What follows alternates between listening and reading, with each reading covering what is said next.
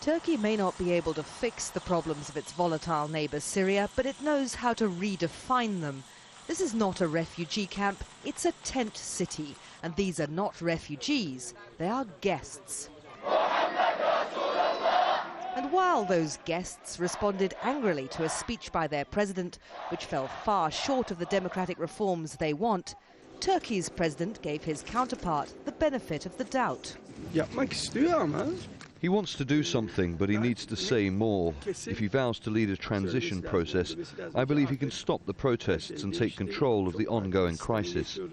But the crisis is spreading closer to Turkey, with gunshots and explosions heard for the first time behind the Syrian hills, south of the border village of Güveçi. If the Turkish military can see what's going on, they're not getting involved. There was no mention in President Assad's speech about stopping the crackdown on dissent in Syria. Of course, you are very upset from the violence and when the violence continues. And this is, as I told you, from the first day, the Turkish leadership has mentioned this attitude to the Syrian leadership, that it is the violence should stop, period. But no Turkish official is saying yet whether the Assad regime has made enough reforms. Turkey's great fear is that the regional crisis will deepen and invite international involvement.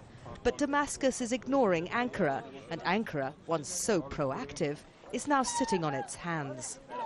The president's chief advisor paid a visit to his Syrian guests. They say they won't go home till the regime in Damascus falls. They could be Turkey's guests for a long time. So after weeks of criticism of and advice for Damascus, Turkey has backed off. It's down to the Syrian people, it's now saying, to take the next step to accept or reject the proposals of their president. Turkey will feed and house its Syrian refugees, but it won't fight any harder for them. Anita McNaught, Al Jazeera, Boynuyogun refugee camp on the Turkey-Syrian border.